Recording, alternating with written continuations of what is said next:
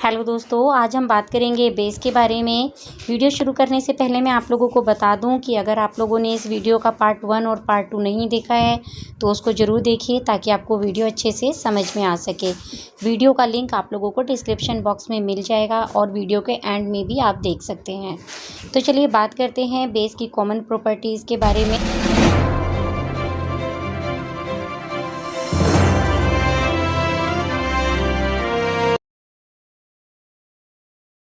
Base की सबसे पहली प्रॉपर्टी है base are bitter in taste. ये टेस्ट में कड़वे होते हैं। सेकंड प्रॉपर्टी है when dissolve in water it gives hydroxide ion. Means जब भी हम किसी बेस को वाटर में डिज़ोल्व करते हैं तो वो बेस वाटर में डिसएसोसिएट होकर आयोनाइज्ड हो जाते हैं और हमें एक हाइड्रोक्साइड आयन्स देते हैं। फॉर एग्ज़ाम्पल अगर मैं बात करूँ हाइड्रोक्साइड आयन सोडियम हाइड्रोक्साइड की, तो जब मैं इसका बेस का एक्वस सॉल्यूशन बनाती हूँ तो यहाँ मुझे सोडियम आयन और एक हाइड्रोक्साइड आयन मिल जाता है। से हर एक बेस अपने एक्वस सॉल्यूशन में एक हाइड्रोक्साइड आयन देते हैं। चलिए अब बात करते हैं बेस की थर्ड प्रॉपर्टी की, एक्ट एज अ इलेक्ट्रोलाइट्स। जो भी सब्सटेंस अपने एक्वस सॉल्यूशन में आयन्स प्रोड्यूस करते हैं उनको कहा जाता है इलेक्ट्रोलाइट्स। तो बेस भी एक इलेक्ट्रोलाइट्स ही होते हैं। बेस की नेक्स्ट प्रॉपर्टी है डिज़ोल्व फैटी मटेरियल्स। जो बेस होते हैं वो फैटी मटेरियल्स को डिज़ोल्व कर सकते हैं।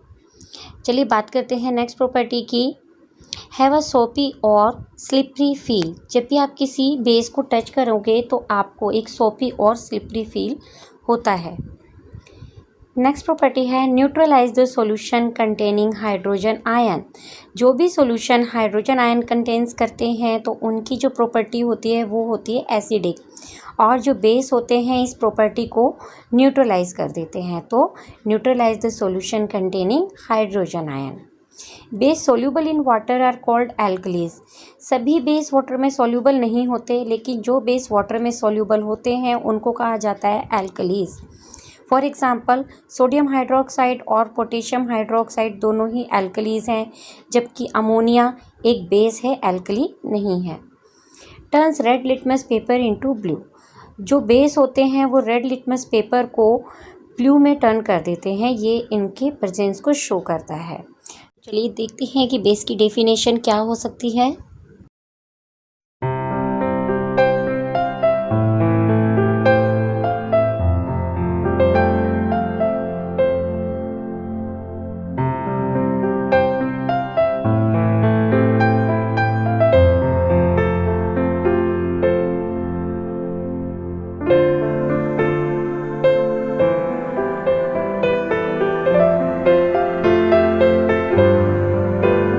चलिए दोस्तों देखते हैं क्लासिफिकेशन ऑफ बेस। सबसे पहले जो हमारे बेस आते हैं वो होते हैं strong base.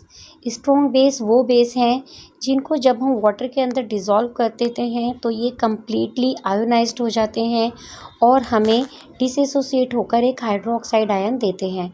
For example sodium hydroxide and potassium hydroxide. इनके बाद आते हैं वीक बेस। वीक बेस वो बेस हैं जिनको अगर हम वाटर में डिज़ोल्व करते हैं तो ये कम्प्लीटली आयोनाइज्ड नहीं होते, पार्शियली आयोनाइज्ड होते हैं, यानी कि अपने एक्वस सॉल्यूशन में ये डिसएसोसिएट नहीं होते पूरी तरह से।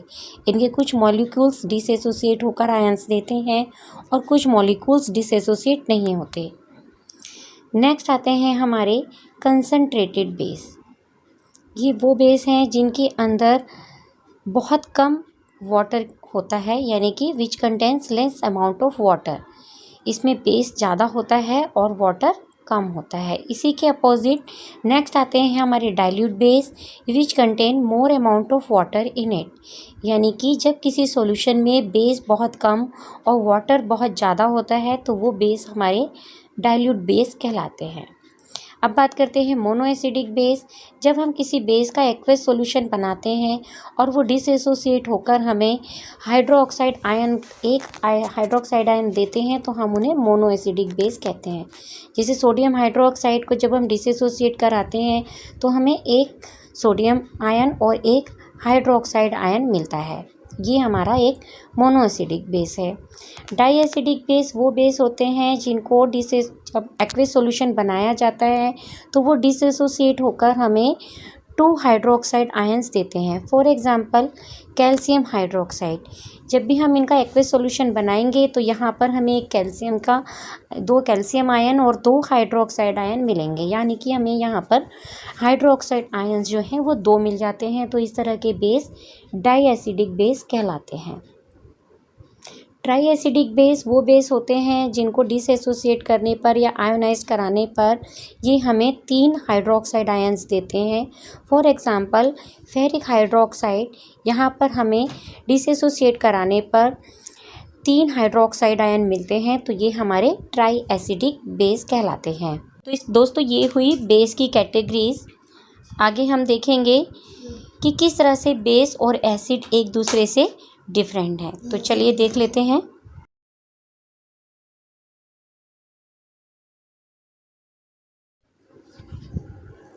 एसिड्स आर सोर इन टेस्ट। जो एसिड होते हैं उनका टेस्ट कैसा होता है? खट्टा होता है। और जो बेस होते हैं उनका टेस्ट होता है कड़वा। तो ये हुआ इनका पहला डिफरेंस। सेकंड डिफरेंस है, जो हमारे एसिड्स होते हैं ये ब्लू लिटमस पेपर को रेड में टर्न कर देते हैं, और जो बेस होते हैं वो रेड लिटमस पेपर को ब्लू में टर्न कर देते हैं। एसिड्स जब डिसएसोसिएट होते हैं एक्वस सॉल्यूशन में तो हाइड्रोजन आयन देते हैं, जबकि जो बेस है वो एक्वस सॉल्यूशन में हाइड्रोक्साइड आयन देते हैं। नेक्स्ट डिफरेंस देखते हैं। React with active metal. जो एसिड्स हैं वो सभी एक्टिव मेटल्स के साथ रिएक्ट करते हैं, जबकि जो बेस हैं वो कुछ ही मेटल के साथ रिएक्ट करते हैं, सभी मेटल्स के साथ रिएक्ट नहीं करते। देखते हैं कि नेक्स्ट डिफरेंस क्या है। जब भी कोई एसिड किसी कार्बोनेट के साथ रिएक्ट करते हैं तो वो कार्बन डाइऑक्साइड गैस रिलीज़ करते हैं, जबकि जो बेस हैं वो कार्बोनेट को फॉर्म करने के लिए कार्बन डाइऑक्साइड गैस को एब्जॉर्ब कर लेते हैं। अब बात करते हैं इनके पीएच लेवल की। जो एसिड्स होते हैं उनकी पीएच स्केल पर पीएच लेवल उनका <7 होता है, जबकि जो बेस होते हैं उनका पीएच लेवल जो है वो 7 से ज़्यादा होता है। तो दोस्तों इस वीडियो में बस इतना ही। अगर आपको वीडियो अच्छी लगी हो तो इसको लाइक ज़रूर कीजिए।